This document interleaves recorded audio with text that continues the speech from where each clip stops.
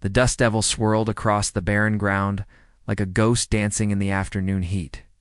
Jake Morrison pulled his hat low over his weathered face, squinting through the haze at what looked like a broken wagon wheel glinting in the distance. 3 days he'd been riding north from Amarillo, carrying supplies to the Hendricks Ranch. When he spotted the wreckage as he urged his horse closer, his heart nearly stopped. A woman lay crumpled beside the overturned wagon, her dark hair fanned across the red earth like spilled ink. But it wasn't just any woman. Even from 30 yards away, even after 5 years, he'd know that profile anywhere. Sarah, he whispered, the name catching in his throat like barbed wire. He dismounted and ran, his boots kicking up clouds of dust. She was unconscious, her face pale as moonlight, a gash across her forehead still seeping blood. Blue, now torn and stained, rose and fell with shallow breaths. She was alive, but barely. "Sarah, can you hear me?" Jake knelt beside her, his calloused hands hovering over her face, afraid to touch her, afraid she might disappear like smoke. "It's me. It's Jake." Her eyelids fluttered open, revealing those same green eyes that had haunted his dreams for half a decade. For a moment, confusion clouded her gaze. Then recognition dawned, followed immediately by something that cut him deeper than any blade fear. "No," she breathed, trying to push herself up. "You can talk. You can't be here. Easy now." She reached out to steady her, but she flinched away from his touch. The rejection hit him like a physical blow, but he swallowed his hurt. "You're injured. How long have you been out here?" Sarah's eyes darted toward the wagon, then back to his face. "The children," she gasped, struggling to sit up despite the obvious pain. "Please, leave me behind. Save them, they haven't. Eaten in 3 days? Children? Hey." Jake's gaze snapped to the overturned wagon. For the first time, he noticed the soft whimpering coming from beneath the canvas cover. His heart clenched as 2 small faces peered out, a boy who couldn't be more than 6 and a girl who looked maybe 4. Both had Sarah's dark hair and those same haunting green eyes. "Please," Sarah begged, tears streaming down her dirt-stained cheeks. I know you have every right to hate me after what I did, but they're innocent. They need water, food, Her voice broke. "I'm already dying. Don't let them die too." Jake stared at her, his mind reeling. 5 years ago, Sarah Whitman had been his everything, his fiancée, his future, his reason for believing in tomorrow. Then, 3 days before their wedding, she'd vanished without a word, leaving only a hastily scrawled note saying she couldn't marry him. No explanation, no goodbye, just gone, like morning mist. He'd searched for months, ridden to every town within 100 miles. Asked every sheriff and preacher if they'd seen a young woman with green eyes and hair like midnight. Nothing. It was as if the earth had swallowed her whole. Eventually, the pain of her betrayal had hardened into anger, then into a cold emptiness that he carried like a stone in his chest. And now, here she was, broken and bleeding in the middle of nowhere, with 2 children who, Jake's. Sem's eyes narrowed as he studied the boy's face more closely. Something familiar in the shape of his jaw, the set of his shoulders. The child couldn't be more than 5 or 6, which meant, double quotes, "Jake, please," Sarah whispered, her voice growing weaker. "Time is running out. Just take them to town. Leave me." "Here, I deserve whatever fate. Stop talking nonsense." Jake cut her off, his voice rougher than he intended. He moved toward the wagon, and the children shrank back in fear. "Hey there," he said softly, crouching down to their level. "My name's Jake. I'm here to help."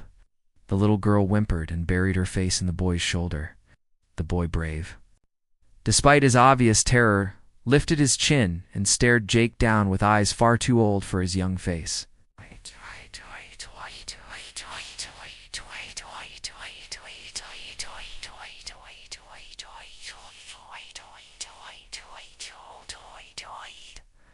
"Are you going to hurt Mama?" the boy asked, his small voice defiant despite its tremor. Jake's chest tightened. "No, son. I'm going to help her. Help all of you." He glanced back at Sarah, who was watching the exchange with tears in her eyes. "What are their names, Emma?" And Sarah's voice faltered. Emma and Thomas. Thomas. Jake's breath caught. It was his father's name, the name they'd once planned to give their first son. The coincidence felt like a knife twisting in his heart, but he pushed the thought away. There would be time for questions later if Sarah lived long enough to answer them. All right, Thomas and Emma, Jake said, forcing his voice to remain calm and gentle. We're going to get you somewhere safe. But first I need to take care of your mama. Can you be brave for me? Thomas nodded solemnly, though his lower lip trembled. Emma peeked out from behind her brother, her huge eyes fixed on Jake's face. Jake turned back to Sarah, who was watching him with an expression he couldn't quite read. How long since the accident? Yesterday afternoon, she managed. Wagon wheel cracked, hit a rock, horse spooked, and ran off. She tried to sit up again and gasped in pain, clutching her side. I think some ribs are broken. Jake could see the pain etched in every line of her face. But there was something else there to shame, regret, and a desperate hope she was trying to hide. He pulled his water canteen from his belt and held it to her lips. Drink, he ordered. When she'd taken a few sips, he moved to the children, offering them water as well. They drank greedily, and his heart ached at how thirsty they were. Jerky in my saddlebags, he told Thomas, and some hardtack. Think you can help your sister eat something? The boy nodded eagerly, and Jake fetched the food. As the children ate, he returned to Sarah's side, studying her injuries. The head wound wasn't as bad as it looked, but he could tell from the way she was breathing that she was right about the ribs. And there might be internal injuries he couldn't see. We need to get you to a doctor, he said. Sarah shook her head weakly. Nearest town is Broken Creek, 20 miles north. I won't make it that far. Yes, you will. Jake's voice was firm, brooking. No argument, because I'm not leaving you behind. Any of you. Jake. ... Sarah's eyes filled with fresh tears. After what I did to you, why would you? Because, he said quietly, whatever happened between us, those children don't deserve to suffer for it, and neither do you. He began fashioning a makeshift stretcher from pieces of the broken wagon in his bedroll. Sarah watched him work, her face a mask of pain and confusion. You don't understand, she whispered. I can't go back to where people know me, know us. Jake's hand stilled on the rope he was tying. Why not? Sarah closed her eyes, as if the weight of her secrets was too much to bear. 'Cause they'll figure it out. They'll know the truth about Thomas, and then... Words hung in the air between them like smoke from a dying fire. Jake's heart began to pound as pieces of a puzzle he didn't even know he'd been solving suddenly clicked into place. Thomas's age, his familiar features, the name, Sarah. Jake said slowly, his voice barely above a whisper. Is Thomas? Opened her eyes and looked at him with such anguish that it took his breath away. I'm sorry, she choked out. I'm so sorry, Jake. I never meant for you to find out this way. The world seemed to tilt sideways. Jake sat back on his heels, staring at the little boy who was sharing jerky with his sister, and felt his entire understanding of the past 5 years crumble like sand. He's mine, Jake said. It wasn't a question. Sarah nodded, tears streaming down her face. I didn't know when I left.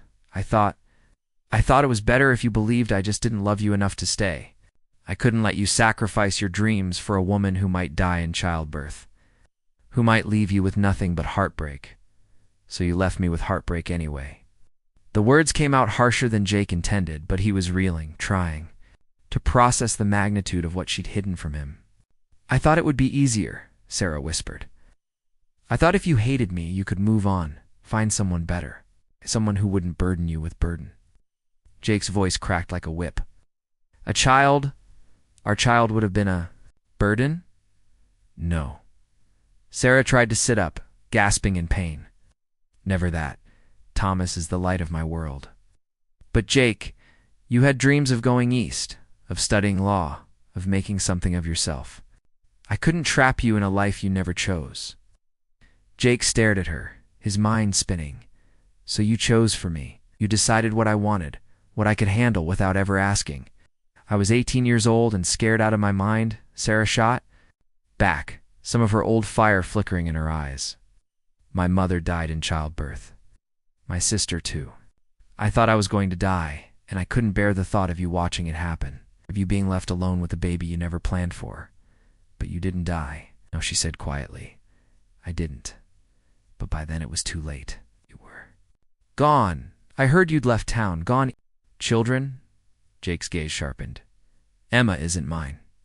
No, Sarah said softly. She's Robert's. Was Robert's. Fresh tears spilled down her cheeks. He died last month. Kevin at the mine. That's why we were traveling. I was trying to get back. Home to Texas. To my aunt in San Antonio. But the money ran out. And then the wagon. Jake absorbed this information in silence, his emotions warring between anger, hurt, and something else he couldn't quite name. Thomas had known another man as his father, called another man Papa, a man who, by all accounts, had been good to him. Does he know? Jake asked, nodding toward Thomas. Sarah shook her head. Robert was the only father he ever knew. I couldn't bring myself to tell him the truth. How do you explain to a child that his real father never knew he existed? Jake stood abruptly, pacing away from the wagon. The afternoon sun beat down mercilessly, and in the distance, he could see storm clouds gathering on the horizon. Needed to move soon, or they'd be caught in the open when the weather turned. But first, he needed to think. Sarah had robbed him of 5 years with his son, had let him believe she'd simply stopped loving him, and yet looking at her now broken, dying, still more concerned about her children's welfare than her own, Hay couldn't summon the righteous anger he felt he should have. Mr. A. Thomas's small voice broke through his thoughts. Is Mama going to be okay? Jake turned to find the boy standing a few feet away, his young face etched with worry that no child should have to carry. Behind him, Emma clung to the wagon wheel, her thumb in her mouth. Jake knelt down, so he was at eye level with Thomas. Up close, the resemblance was unmistakable, the same square jaw Jake saw in the mirror, the same stubborn cowlick at the crown of his head. I'm going to do everything I can to make sure she's okay, Jake said carefully. But she's hurt pretty bad, son. We need to get her to a doctor real fast. Thomas nodded gravely. Will you help us? Mama says we can't trust most people, but you seem ... different. Jake's throat tightened. What makes you say that? You gave us food and water without asking for anything back? You're not yelling at Mama or being mean to her like some men do to ladies who are alone? The simple statement hit Jake like a punch to the gut. What kind of life had his son lived, that kindness from a stranger seemed remarkable? Thomas, Jake said carefully, what do you remember about your papa? Your other papa, I mean. The boy's face lit up, and for a moment the worry disappeared. Papa Robert was the best papa in the world. He taught me to whittle and how to catch fish in the creek.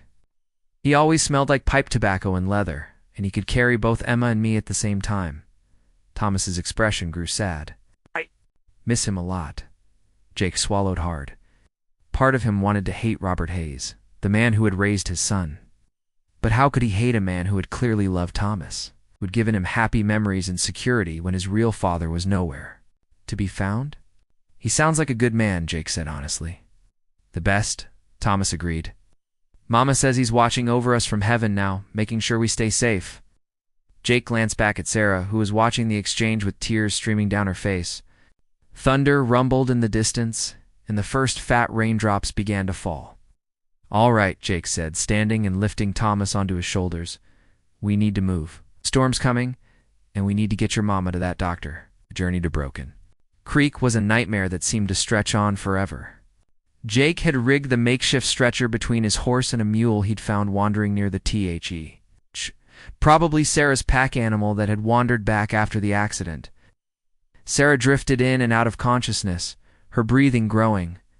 Shallower with each passing mile, Thomas walked beside the stretcher, holding his mother's hand and talking to her in a steady stream of chatter that Jake suspected was as much to keep himself calm as to keep her awake. Emma rode in front of Jake on his horse, curled against his chest like a small, warm bundle of trust. The storm hit just as they crested the last hill before town. Rain came down in sheets, turning the dusty trail into a muddy river. Jake hunched over Emma, trying to shield her from the worst of it, while Thomas pulled his thin jacket over his head and kept walking. By the time they reached the main street of Broken Creek, they were all soaked to the skin. Jake pulled up in front of the doctor's office and slid down from his horse, Emma still in his arms. "Thomas, stay with your mama," he ordered, pounding on the doctor's door. "Doc Henderson, open up. We've got an injured woman out here." The door swung open to reveal a middle-aged man with graying hair and kind eyes. Dr. Henderson took one look at the bedraggled group and immediately sprang into action. "Get her inside quickly," he said, helping Jake carry Sarah into the office. "Happened?"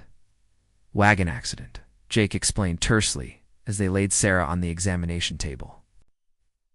"Yesterday afternoon. Possible broken ribs, head injury, maybe internal bleeding." Dr. Henderson nodded, his hands already examining Sarah with practiced efficiency. "You children wait out front," he said gently to Thomas and Emma. "I need to." "Help your mama. I'll stay with them," Jake said, but the doctor shook his head. "Might need your help. Mrs. Henderson will watch the children." The next 2 hours were the longest of Jake's life. He held Sarah's hand while Dr. Henderson worked, feeling helpless as the woman he'd once loved more than life itself fought for every breath. She regained consciousness once, her green eyes finding his in the lamplight. "Jake," she whispered, "promise me. Dot. If I don't make it, you're going to make it," he said firmly. "Promise me you'll take care of them, both of them. Emma too. She's lost so much already, and Thomas... ... He's going to need his father." Jake's throat closed up. "Sarah, I promise me," she insisted, her grip on his hand surprisingly strong. "I promise," he said, and meant it. Sarah smiled, the first real smile he'd seen from her since he'd found her in the desert. "I'm sorry," she whispered. "For everything. For all the years we lost. For all the hurt I caused." "She," Jake said, brushing a strand of hair from her forehead. "Save your strength." "I loved you," she continued, as if he hadn't spoken. "I never stopped loving you. That's why I had to leave. I loved you too much to destroy your dreams." Jake felt tears he'd been holding back for hours finally spill over. "My dreams were always about you, Sarah. About us. Everything else was just ... details." She squeezed his hand. "Take care of our boy, tell him ... tell him about us. About how we used to sit by Miller's Creek and plan our future. Tell him love isn't always easy, but it's always worth fighting for. You can tell him yourself," Jake said desperately. "You're going to be fine. Dr. Henderson says," but Sarah's eyes had already closed, her hand growing slack in his. "Doctor," Jake called out, panic rising in his throat. Dr. Henderson appeared at his side, checking Sarah's pulse, listening to her breathing. After what felt like an eternity, he straightened up. "She's alive," he said quietly, "but barely. It's touch and go. The next 24 hours will tell us everything." Jake stayed by Sarah's bedside through the night, holding her hand and talking to her in a low voice about Thomas, about Emma, about the ranch he'd been saving up to buy, about all the things he'd wanted to tell her for the past 5 years. The children slept fitfully in chairs beside him, Thomas curled protectively around his little sister, as dawn broke over the town. Painting the sky in shades of pink and gold, Sarah's eyes fluttered. Open. They were clear and focused, and Jake felt hope bloom in his chest for the first time in hours. "The children?" she asked, her voice barely audible. "Right here," Jake said, nodding toward the sleeping pair. "Safe and sound." Sarah turned her head to look at them, tears sliding down her cheeks. "They're so beautiful, aren't they? Sometimes I can't believe they're mine." "They're perfect," Jake agreed. He hesitated, then asked the question that had been burning in his mind all night. "Sarah, what do you want to do now? I mean, when you're well enough to travel?" Sarah was quiet for so long he thought she'd fallen asleep again. When she finally spoke, her voice was thick with emotion. "I want to go home," she said. "Back to Texas. But Jake, I can't ask you to give up your life again. You've done more than enough by saving us. You don't owe us anything more. Jake looked at her, Ellie. Looked at her. The 18-year-old girl he'd fallen in love with was gone, replaced by a woman who had faced hardship and loss and heartbreak. But her eyes were the same, and the way she worried her lower lip when she was nervous, and the way she unconsciously reached for his hand when she was scared. He thought about the past 5 years, the empty nights, the dreams that always featured a dark-haired girl with green eyes, the way his heart had stopped when he'd seen her lying broken in the dust. He thought about Thomas, brave and wise beyond his years, and Emma, with her shy smiles and trusting eyes, and he thought about the ranch he'd been planning to buy. 40 acres of good grazing land without... And I want to help raise our son and be a father to Emma too, Jake? ... Sarah's voice broke. I'm not the same man I was 5 years ago, Jake continued. I'm older, maybe a little wiser. I know what it's like to lose something precious, and No, I don't want to lose it again. I'm not asking for an answer right now. You need time to heal, to think. But Sarah, if you'll have me, I'd like to try again. All of us, together. Sarah stared at him for a long moment, her eyes searching his face as if trying to read his soul. Finally, she squeezed his hand. Are you sure? She whispered. After everything I put you through, I'm sure, Jake said simply. The question is, are you? Before Sarah could answer, Thomas stirred in his chair, blinking sleepily. When he saw his mother was awake, his face lit up with joy. Mama, you're better. Getting better, sweetheart, Sarah said, her voice stronger than it had been since Jake found her. Come here, Thomas. Scrambled onto the bed beside his mother, careful not to hurt her. Emma woke up too, and soon both children were nestled against Sarah's sides. Children, Sarah said carefully, I need to tell you something important about Mr. Jake. Jake held his breath, unsure what she was going to say. Double quotes, Mr. Jake is. He's a very special person. He saved our lives, and he's going to help take care of us. Sarah looked at Jake over Thomas's head, her eyes shining with tears and something that looked remarkably like hope. How would you feel if Mr. Jake came to live with us? If he became part of our family? Emma, still half asleep, just snuggled closer to her mother.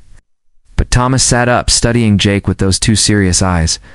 Would you be like Papa Robert? Thomas asked. Would you love us even when we're bad? Would you teach me things and tell me stories? Jake's throat tightened. Yes, son. Love you all the time, no matter what. And I'd be honored to teach you things and tell you stories.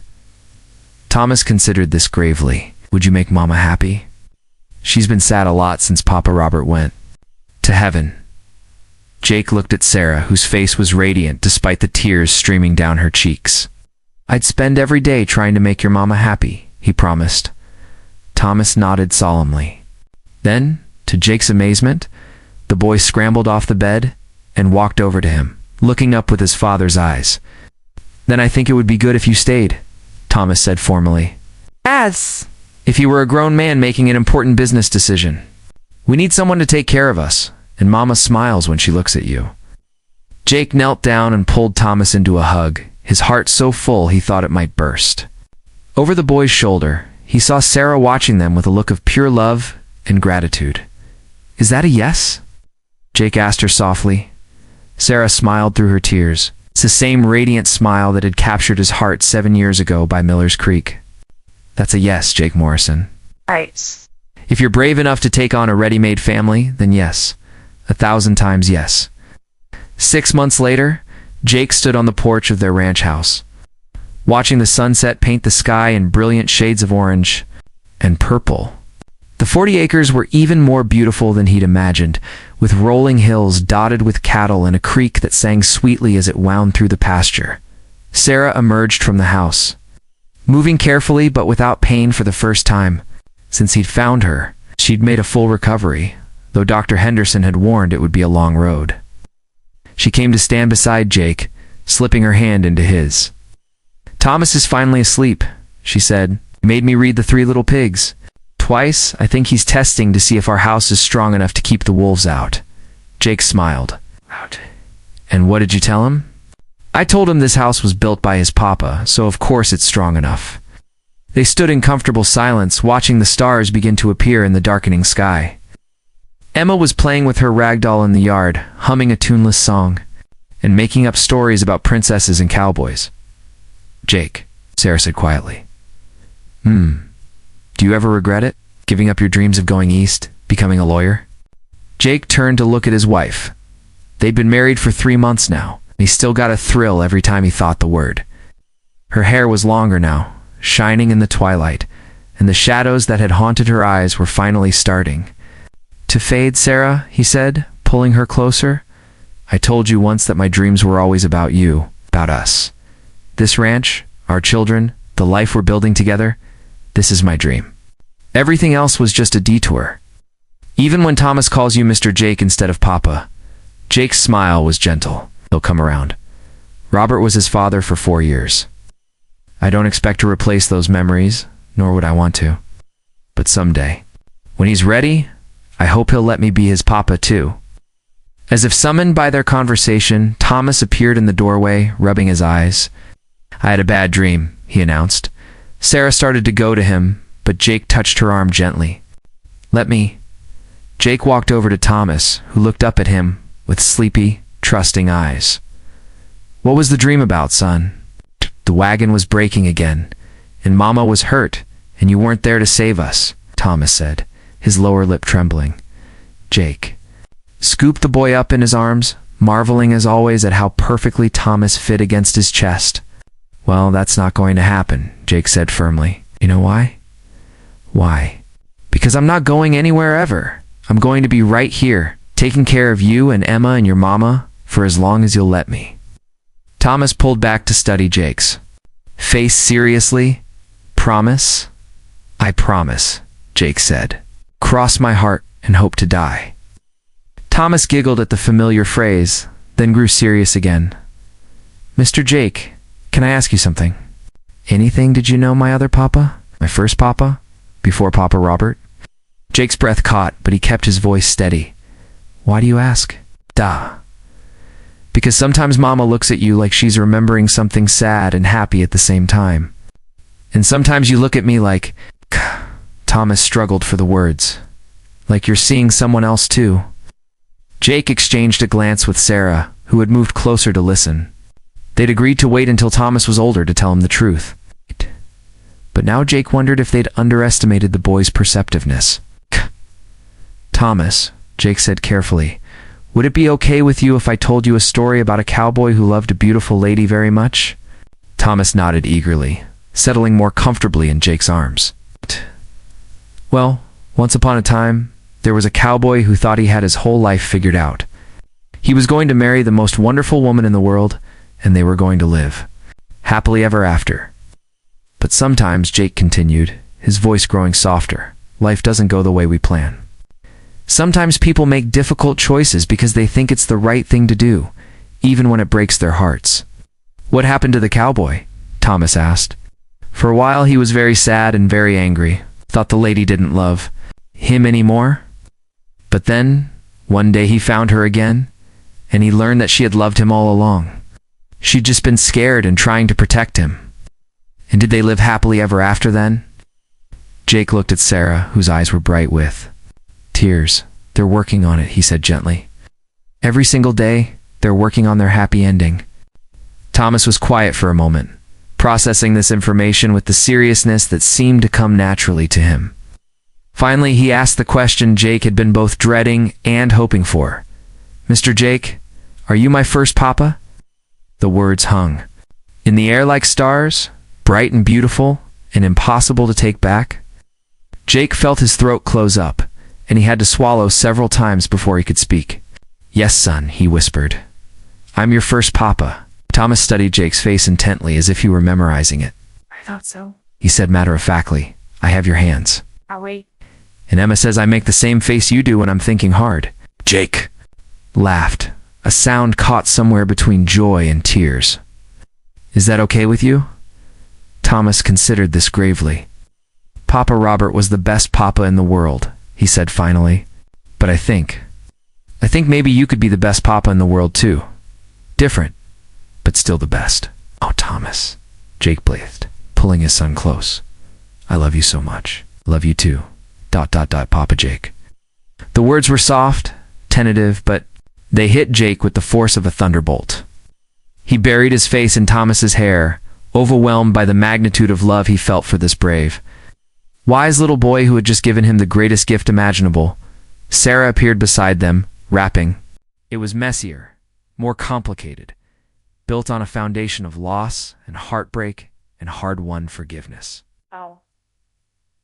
But it was also more beautiful than anything he could have dreamed. Later that night, after the children were finally settled in their beds, Jake and Sarah sat together on their porch swing, watching the moon rise over their land. The air was soft and warm, filled with the scent of sage and the distant sound of cattle lowing in the pasture. "Do you think we'll make it?" Sarah asked, quietly, her head resting on Jake's shoulder. "Do you think we can really build something lasting this time?" Jake was quiet for a moment, thinking about all they'd been through the years of separation. The pain of betrayal and forgiveness, the challenge of blending their hearts and their families into something whole and new. "I think," he said finally, "that we're not the same people we were 7 years ago. We've both been broken and put back together, and maybe that makes us stronger. Maybe it makes us wiser about what really matters." Jake tightened his arms around her, breathing in the familiar scent of her hair. "This," he said simply, "right here, right now. You and me and the children, building a life together one day at a time. It doesn't have to be perfect, Sarah. It just has to be real." Sarah lifted her head to look at him, and in the moonlight, her face was luminous with love and hope, and the kind of peace that comes from finally being exactly where you belong. "I love you, Jake Morrison," she said, the words carrying the weight of all their yesterdays and the promise of all their tomorrows. "I love you too, Sarah Morrison," he replied, sealing the promise with a kiss that tasted like coming home. The distance, a coyote howled at the moon, wild and lonesome. But here on their porch, surrounded by the home they'd built from the ashes of their broken dreams, Jake and Sarah Morrison were anything but alone. They had each other. They had their children. They had endless acres of possibility stretching out before them, under the vast Texas sky, and sometimes that's all anyone really needs to live happily ever after.